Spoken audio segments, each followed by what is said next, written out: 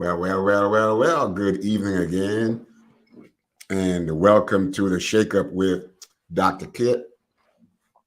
We got a good program for you tonight.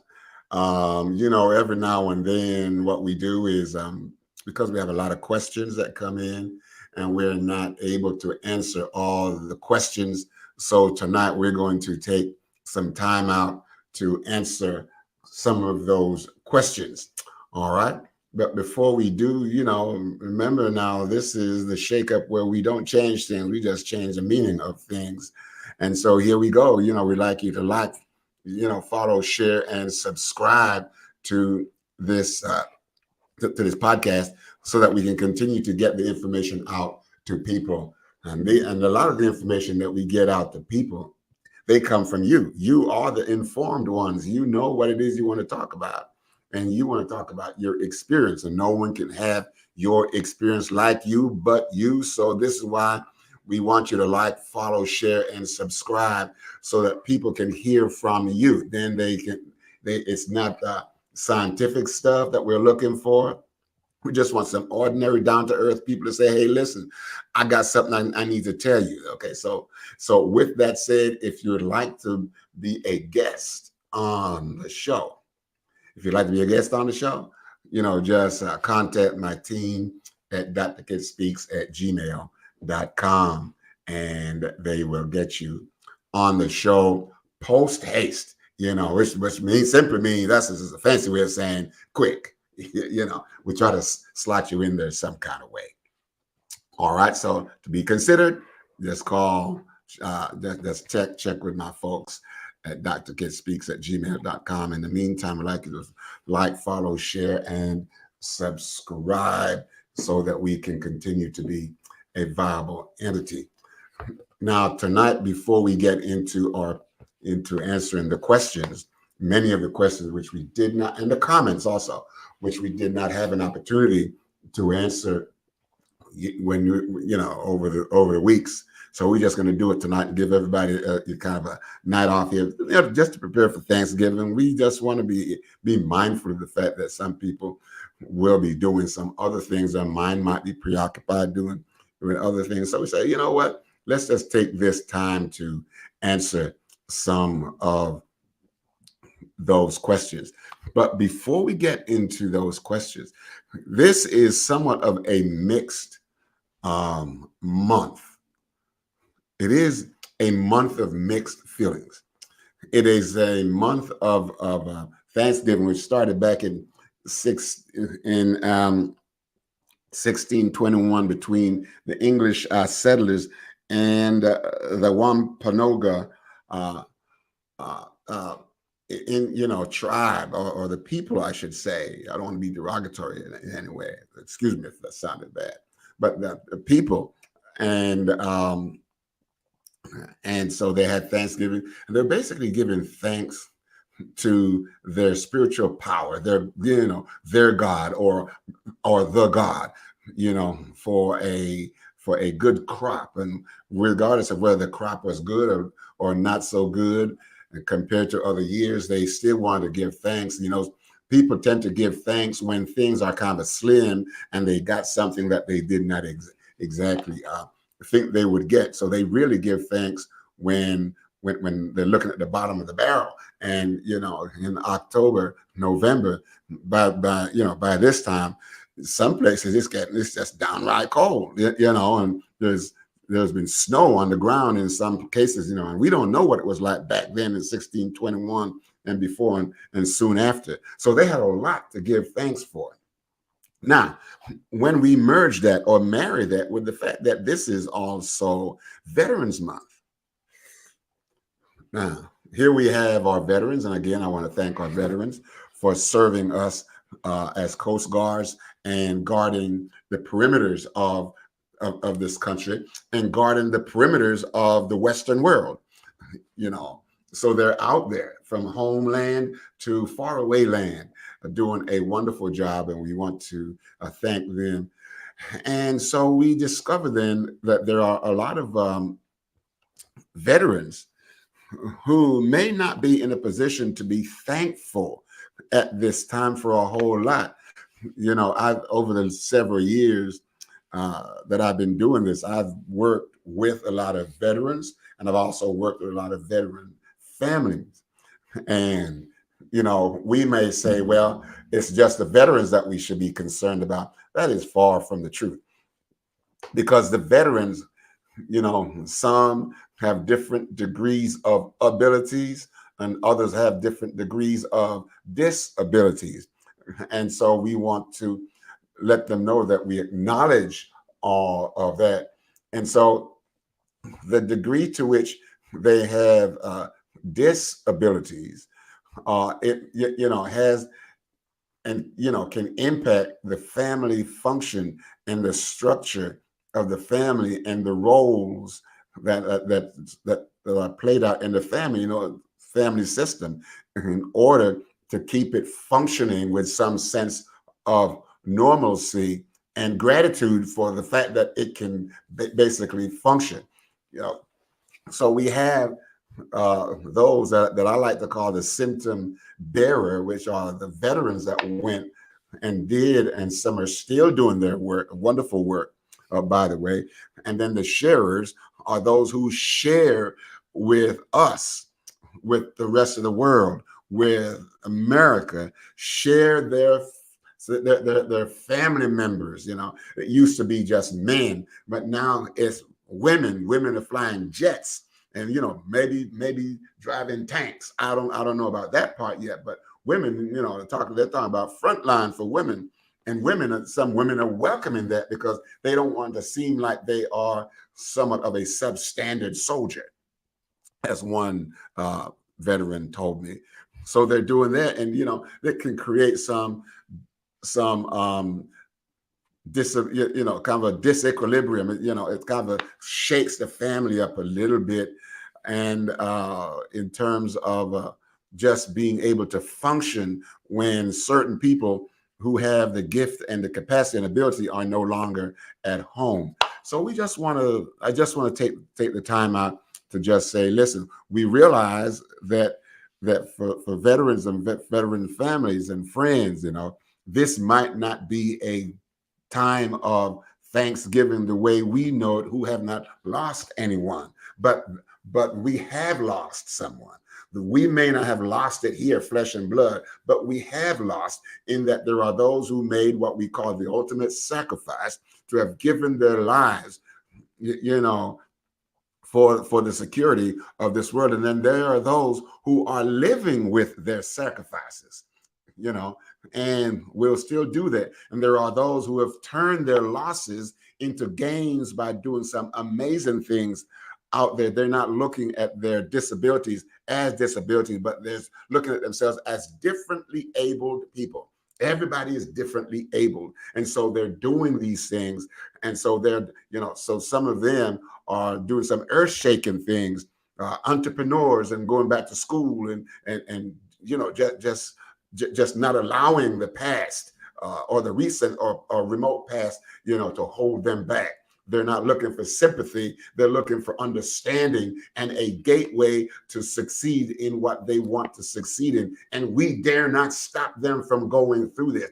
We should just move in a way that supports them to do that. So they're dealing with, and the rest of us, we're dealing with Thanksgiving and the smiles coming on faces, and the turkey. They said over 50 million Americans will hit the streets and the airways just to fly.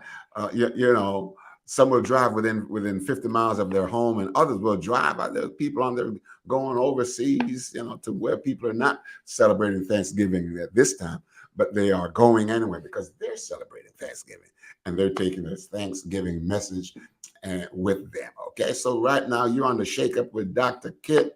I'm running solo this evening, so don't run away. We still have a good program, and remember, it is Thanksgiving, so I want you to like, follow, share, and subscribe. All right, I said enough about the merger then of Thanksgiving and being cognizant of the kind of work and sacrifice that families have made for the betterment and the viability of this country and the free world. And so now we're taking questions that we haven't answered, over a long period of time. So here we go. This is our first question. It says, my husband is a different man than I married 6 years ago.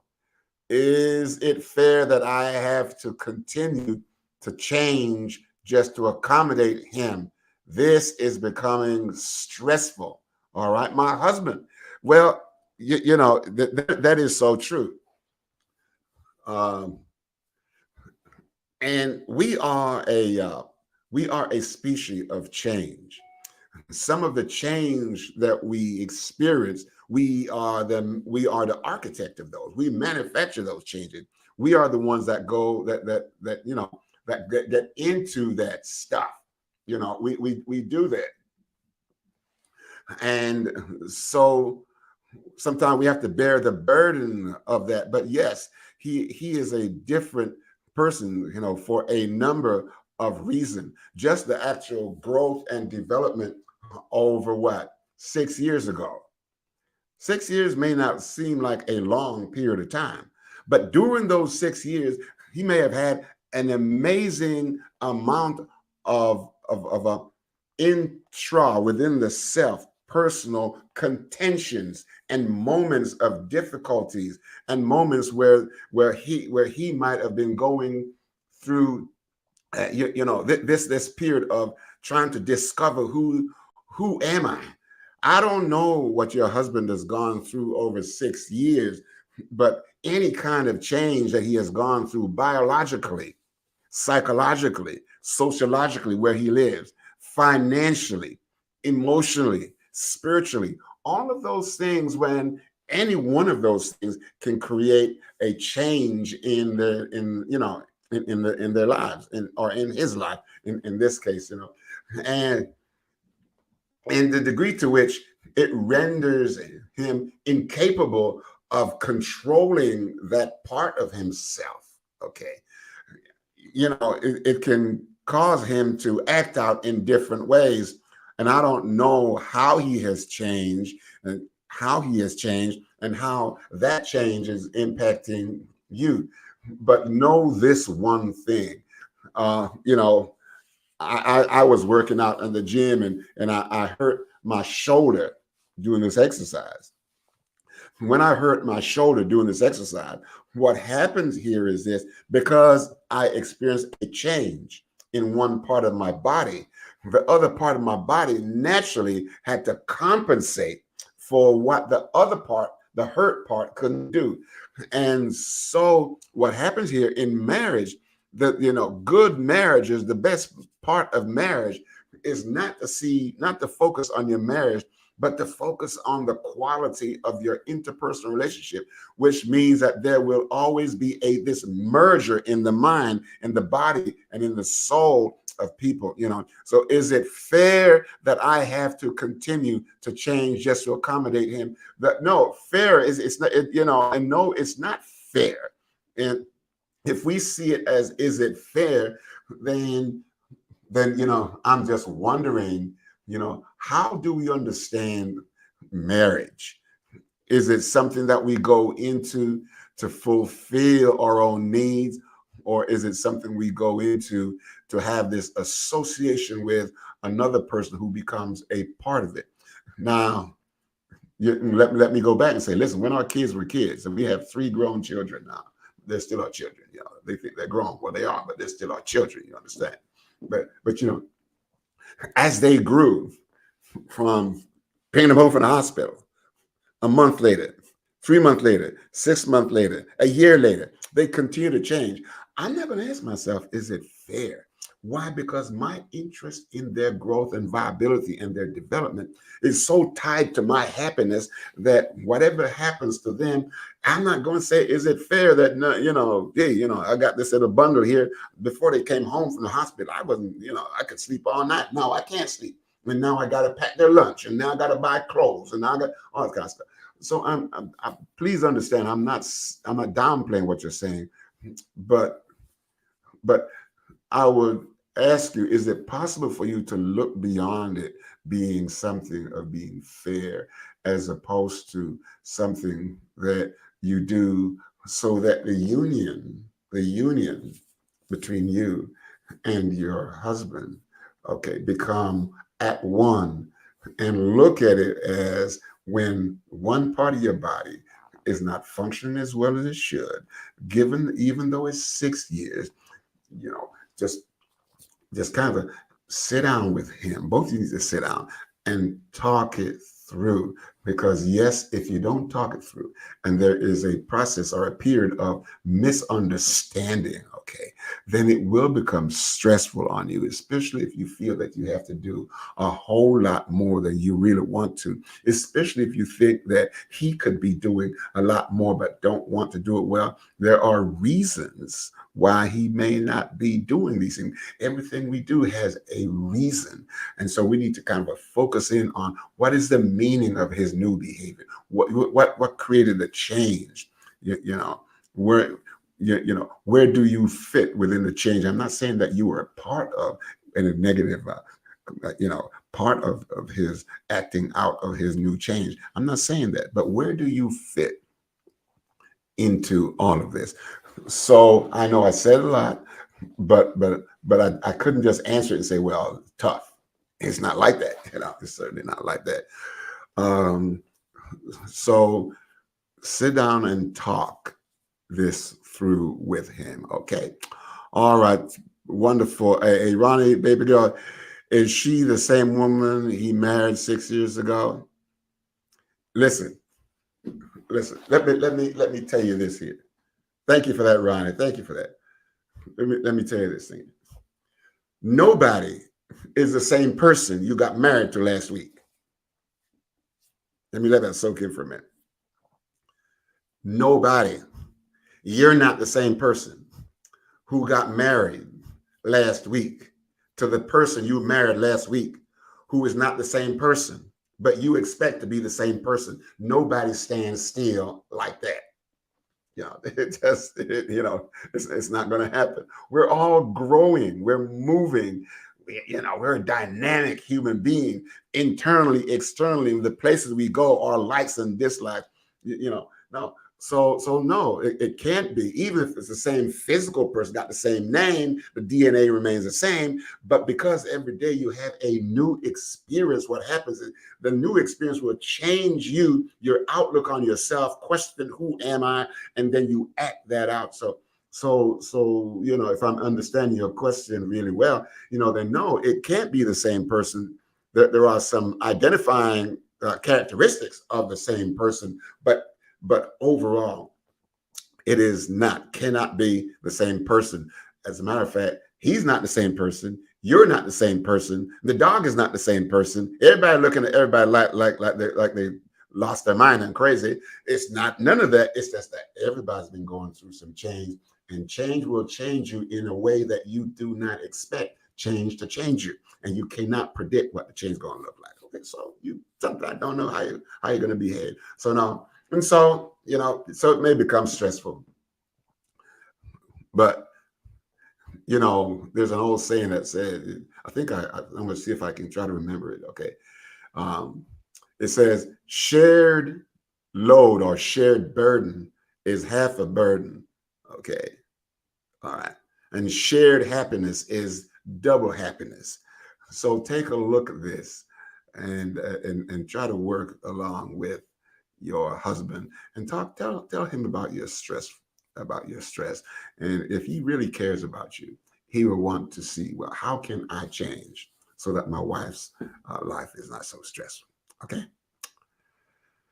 I think it's a lot more complicated than that, and I know that. So please forgive me for giving you such a simplistic answer, but I know it's a lot more to it than that. Okay, question number 2. At what stage is it okay to stop financially supporting your children when they start working?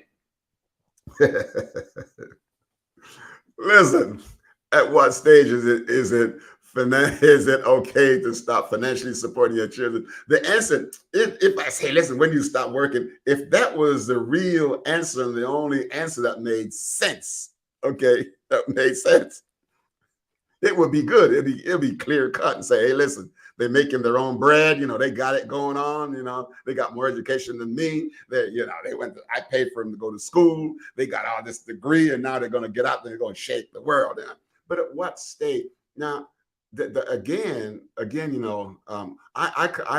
I do my work, and you'll hear me say this, I do my work from about 4 or 5 biologically, sociologically, okay, biologically who you are, sociologically, or is it where you live, financially is what you have, emotionally is how you feel about your cognition, what you think, and then spiritual. So I kind of blend all of those into one place, okay? And then you ask yourself, where are my children, or where's my child in this conglomeration of areas in their lives where they grow and where they need to be able to function.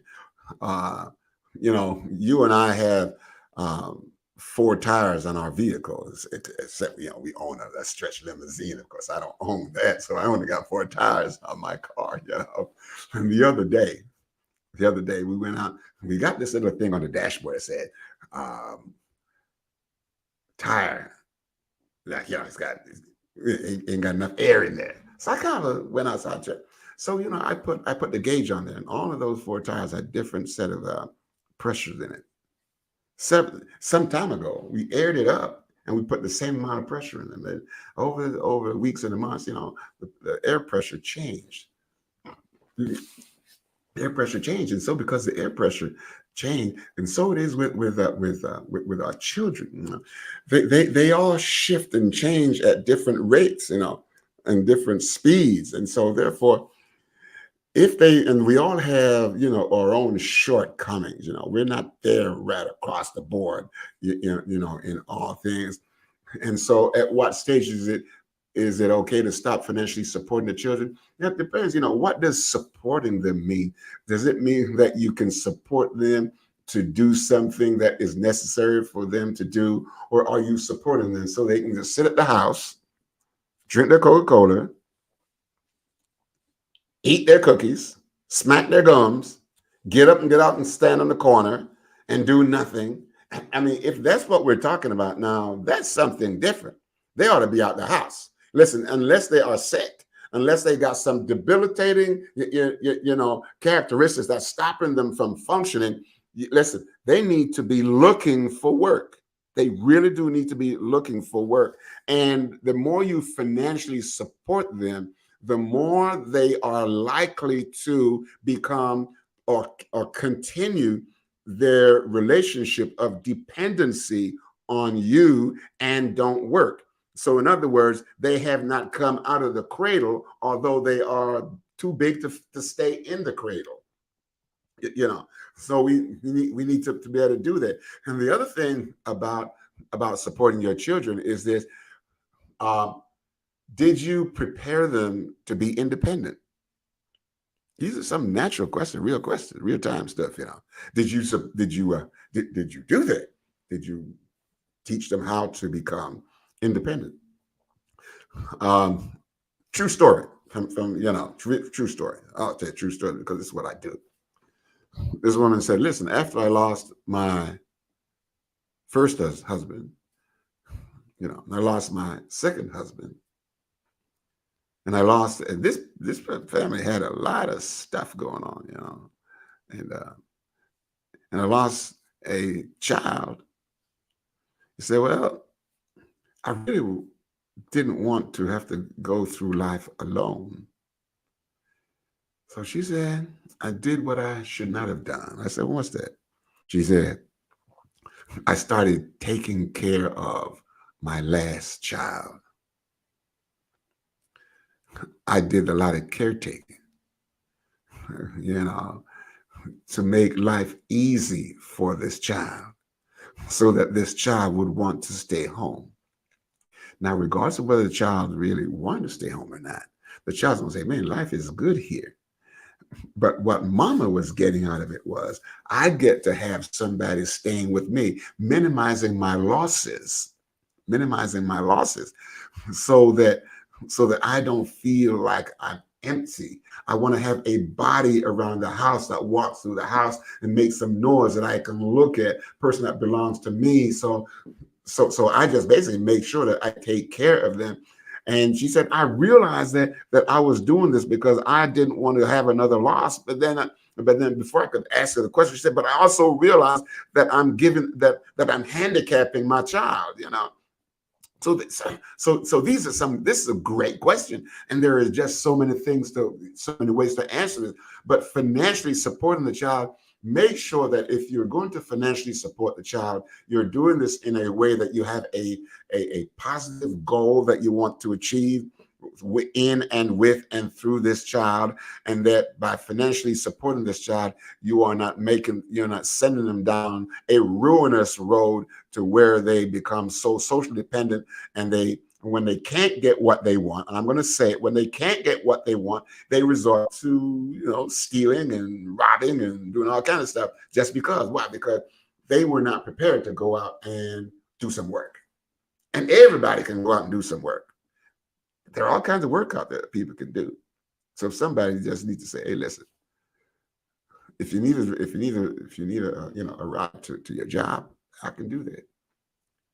But you can't stay here and do this for the rest of your life. It's not good for you. It's not good for me. It's not good for society. It's not good for your contribution to yourself and or society." Okay, so it's not a age this or age that. It's very complex, and of course, in order to answer the question, I'd have to know more about you, who you are, what kind of a person what is it about you that's making you support, if you're the one that's supporting, or if you're just asking a question, what is it about the other people that you're supporting, what's their mindset like, is that just a whole cadre of questions that would need to be answered. But I think, I'm just saying, help them to be the best person they can be at this time. And sometimes the way to do that is by not financially supporting them beyond that which is absolutely necessary. All right. All right. So let me see when the next question is going to, but in the meantime, I want you to follow, share, and subscribe, because, these are the kind of questions that we get that we don't always get a chance to answer. And I give you these answers. I'm not going to somebody's book to find out.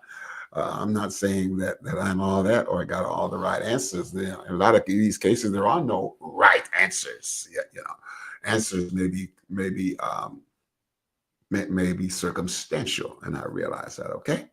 All right. Let me see if let me see what our next question is going to be. And until that question comes up, listen, I started out talking about Thanksgiving and the veterans, trying to blend both of those together. How can veterans give thanks when they have lost so much? How can veterans family give Thanksgiving when they have lost so much? Next question: what is the best way to approach an issue that I have with my husband and avoid conflict or blowback? So for me, I'd say, listen, what is this issue to approach? What is this issue that you have, with your husband? Because every issue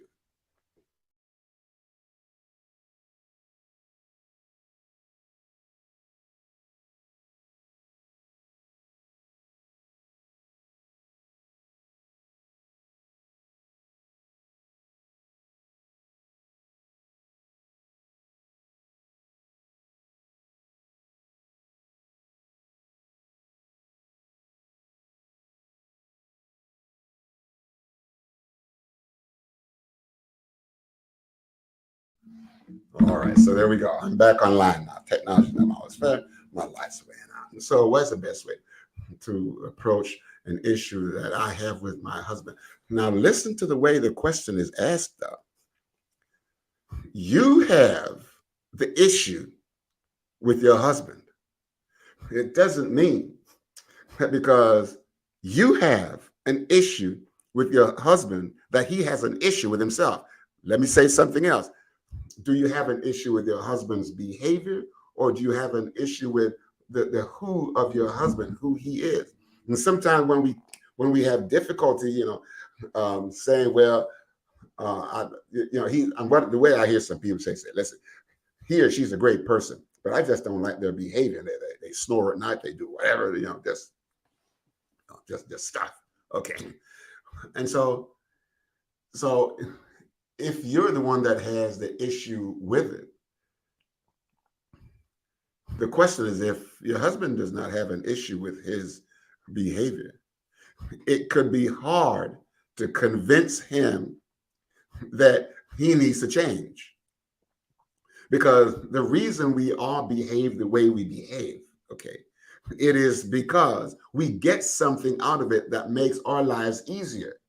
And we're not going to change anything that gives us a sense of pleasure or gives us an easy lifestyle. So what might be an issue for you may not be an issue for him. And if it's not, he's going to say, hey, listen, you just suck it up and go on, And I know he may not say it. He may be a very empathetic person. But the question is this, to what degree is this issue that you're having a cardinal part of who he is?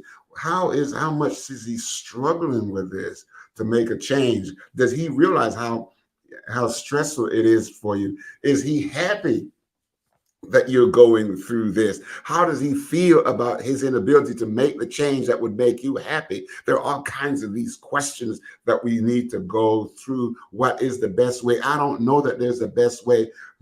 I know there is a best way for me to get out my garage, because I do the same thing every day, and getting in and out my garage doesn't change. But human beings change. And because human beings change, there can't be a best way, because if we say there's a best way, then what we've said is we've relegated a human being to be an automaton, a robot, and say, hey, this is the way robots behave. But it's just not like that. So now we've got to say, listen, where is this person in their growth and their development? What's going on with them that we don't know, that they are not willing to share? Because sharing it, you might expose parts of themselves that they're not willing to expose at this time. So the best way to approach, especially I'm having with my husband, the best way to approach this issue is to talk to your husband. Just talk with your husband. You get more mileage out of talking with your husband this way. When you want to talk to your husband, in order to avoid any kind of confrontation, all right, any kind of confrontation, don't make you statement. You don't want to go say, when you do this, you make me mad. Well, they already know that. But that's not the truth. The truth is, when you behave like this is the way I feel. What I just did was, when I say you make me feel mad, or you do this, when you do this, you hurt me. Well, so the question then becomes, is this person really so powerful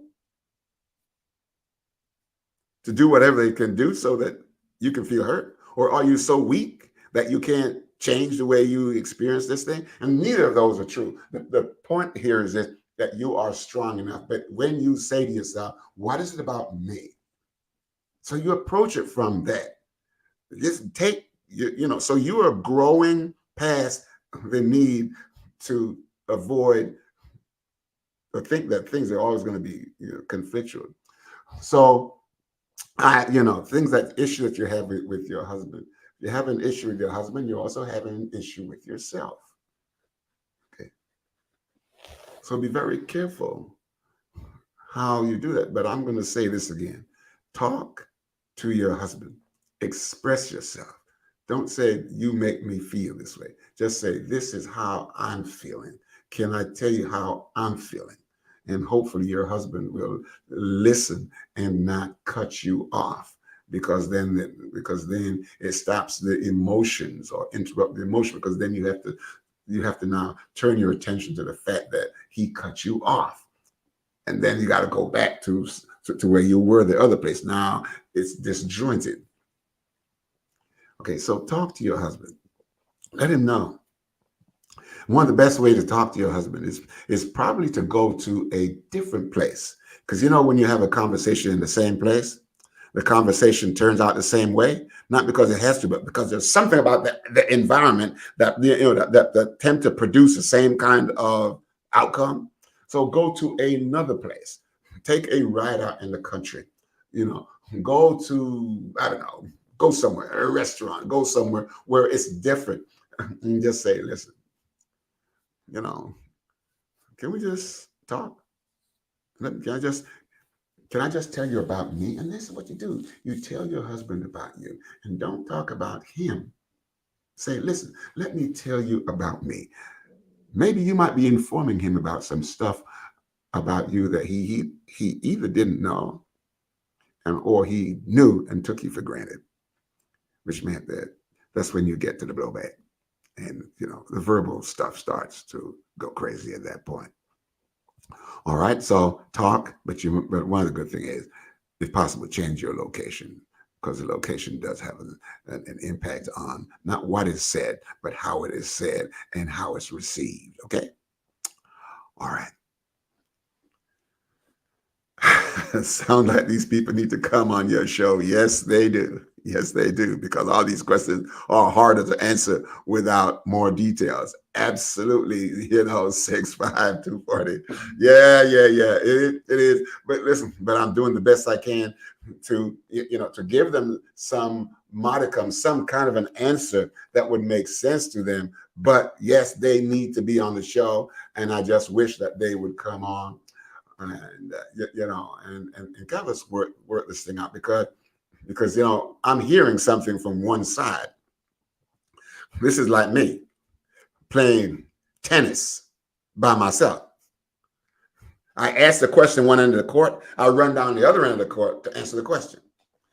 I hit the ball from one end of the court, I run down the other end of the court as fast as I can before the ball goes out of court, and hit it back. And then I go down and hit it back. So I'm playing this game of tennis by myself. And this is kind of what's going on here. But you know what, though? We're making it work. But you're right. If they would just come on the show, it would be a good thing for them to come on the show. Then we could have a real, live talk and shake things up for them. Some people like the show, but they don't want to shake things up. Come on now. Everybody can use a shake-up every now and then. I need a shake-up every now and then, I really do. Okay, so what's the best way? Talk. Let's talk it out, okay? All right. Another question. I was recently told, we all been recently told something, right? That all men, cheat. That as long as mine takes care of home, then I should be fine. Wait a second. Before I even go on to the rest of that, let me just deal with that part. I was recently told that all men cheat. The question is, who told you? I know that I don't know, but I think I know. A man didn't tell you that. If a man told you that, shame on him. But I was recently told that all men cheat. And so if all men cheat, this person would have had to have gone with all men. So this person really don't know that all men cheat. What they're doing is taking an aggregate of people say that men cheat. Well, let me tell you this. I got news for you. Men don't cheat with their wives. That's the first thing. So if a man is cheating, then there are women out there who are cheating also. Yes. So are we told that women cheat? Let's get the word let's take the word that, do we know that women cheat? You can't, men ain't going to cheat all by themselves. No. They're going to cheat with whoever's out there to cheat. And normally it's going to be another woman, another woman and another woman and another woman. Why? Why people cheat? It's because they're trying to satisfy the pleasure center. the pleasure of newness, the pleasure of the unknown, the pleasure of excitement.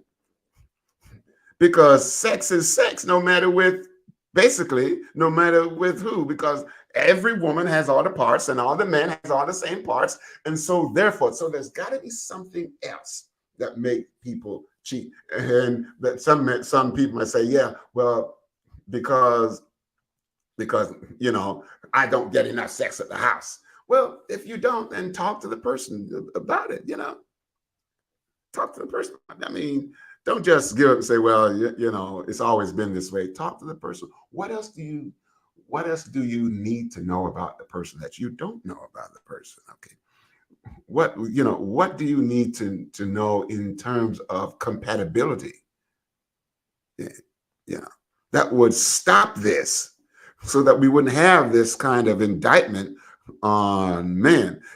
And I'm not saying that from a posture of defensiveness. You say, I was recently told that all men cheat, and that as long as mine takes care of home, then I should be fine. Well,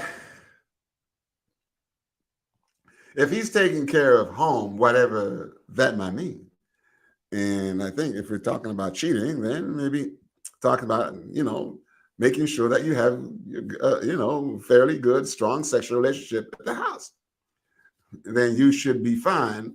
No, I don't think you should be fine, because that's not what it's all about. And here's the deal. Some people that get married, they did not grieve the loss of their singleness. And if you don't grieve the loss of your singleness and say, listen, this is what it's going to feel like for me not to be single. And by the way, you grieve that loss way before you get married, in preparation for marriage. You kind of work that through, so that you're not working it through doing your marriage. Because when you're grieving the loss of your singleness doing marriage, that's when you cheat. Yeah. When the spouse becomes, oh, I've been down this road before. I know every twist and turn down this road. I know every curve and hill and dips on this road. I can drive down this road blindfold. Yeah, oh, that's when But if you're going around, oh man, oh man, I'm going around this corner just a little bit too fast around this road, then it keeps you awake. It really does. It keeps you awake. So it shouldn't be that as long as he takes care of home, that should be fine, because there is this little word. There's a little word.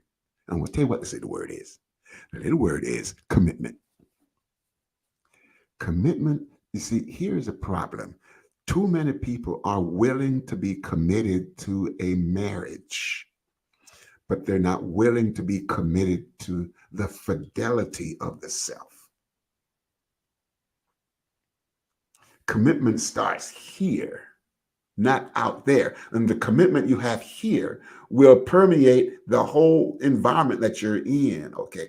Because cheating is not just with your spouse. You might cheat, somebody gave you too much change at the store. So you do a gas run. And so therefore you discover that cheating may not be just a behavior. You act out something about your character in your behavior. And no, man, it should not, just as long as they take care of home, you should be fine. I know that this is wrong, but how can we make this not the norm for women to accept? And you are right. Women should not accept this kind of behavior. Now, am I saying that all women should go out and, especially those who have had this experience with their spouse, should go out and do a 1 million woman march to Washington, D.C.? No, that's not what I'm saying, because it's not going to work. What works is the degree to which I'm committed to myself. How can we make this not the norm for women? And it should not be the norm. So women need to sit down again and talk again. One of the comments I heard said, listen, you should be on the show, because it's I can't just give you some quick crazy answer to this, because this is an issue that many women are going through. And also, I might tell you, based on what I know, that I've been told in sessions by many women, that they cheat too. They cheat. And for some people, just because one spouse knows that the other one spouse cheat, they go out and they cheat. That's not helping to grow. That is not helping to grow the quality of the relationship.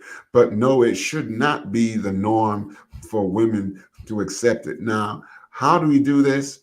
I don't think it's as easy. I don't think it's so easy that I can answer that question, because again, we're dealing with individuals. We're dealing with individuals, and women should not accept that. So therefore, I'm not saying that you should boycott. I'm not saying you say no, we're not having any sex as long as you're doing this. But one of the things I will say, though, you got to be careful, because there are some things out there that will come home with you that you don't know you have, and you want to spread it around the house. So just be very careful, men who are engaged in this, because at the moment of satisfaction, the mind is not thinking very clearly. The only thing that's thinking, it's not thinking, is to satisfy the feeling. So just be careful. And women know you shouldn't have to accept this thing. Why? Because you're not a thing. You're not a pawn. Okay. Is there an easy way to answer this question? No. Are you going to have a women's movement to stem the tide of this? No. Will it work? Probably not. So, sounds like couples therapy would be a good way to start this. Go to therapy, and or in preparation for couples therapy, you might want to do some individual work. See some therapists. Let's talk about what it is about me that's making me want to cheat. When I have a woman at home that anatomically is the same, or pretty much, what is it, and then when you talk those things through, you can begin to make changes where changes can be made, and they can be made. Okay, you make those changes so that you can have a better quality of life. And I will say this too here, got to be careful, because when there are children that are involved, every breakup and a shakeup, will involve, in some cases, a lot of cases, parents, grandparents, uncles, aunts, nieces, nephews, the dog. Where does the dog go? It's just a complex issue. Okay, so no, you should not have to do that, because then when you accept that, you are accepting that some people may be saying, well, I may not be good enough, and you start questioning yourself. So just talk. Make sure you can talk with yourself and satisfy yourself that you are who you are. Come to know who you are, women, and know what your worth and your value is, so that you're not laying the blame, on yourself.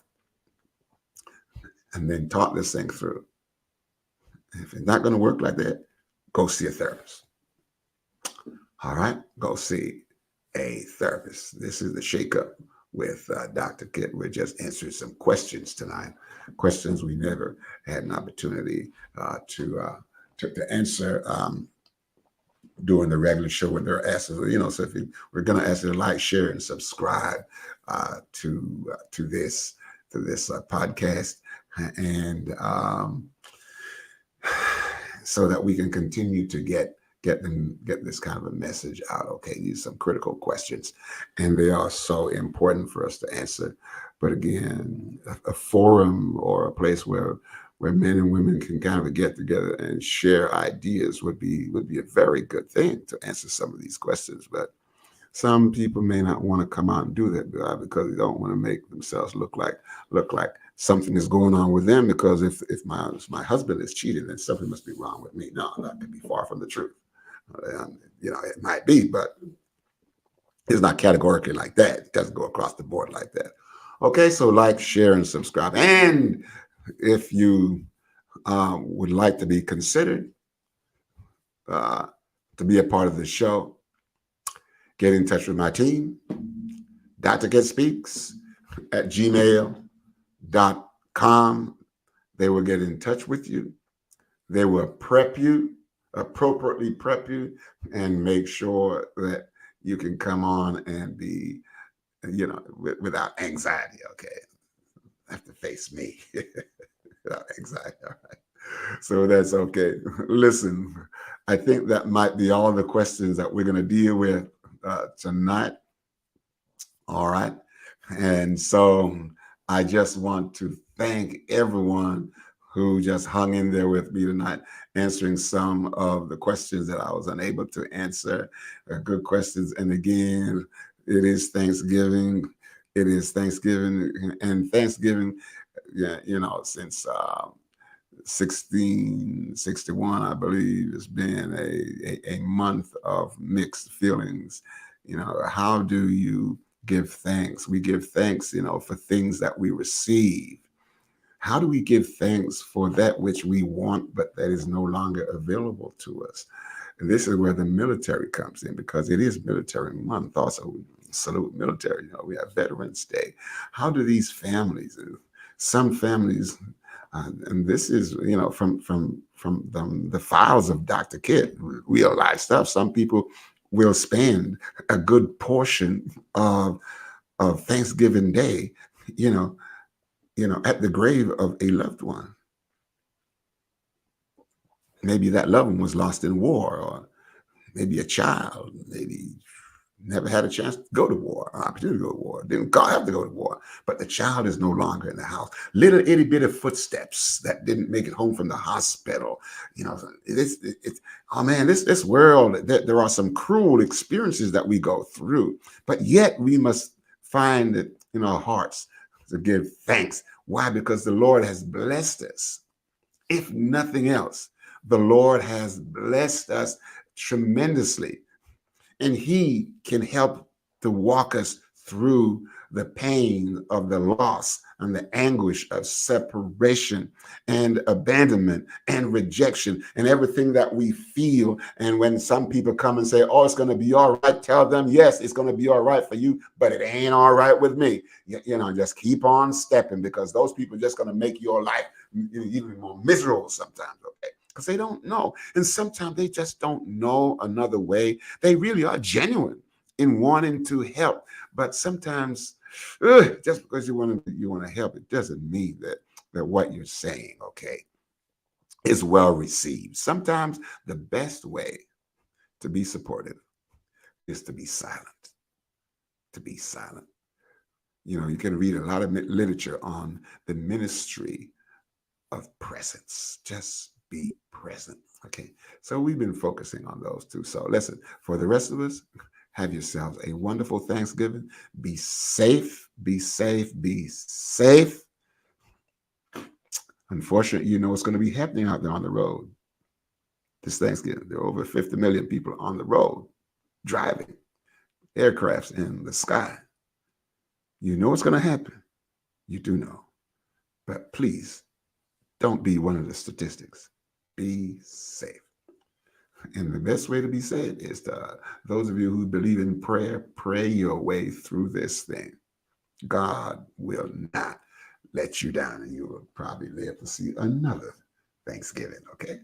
So with that said, I'm out of here. See you on next Monday. We have another show for you. And we can talk about your Thanksgiving and why you put on so much weight. Yeah. Okay. So just be good. Okay. Be good to yourselves, and we'll see you on next week. Okay. Bye-bye.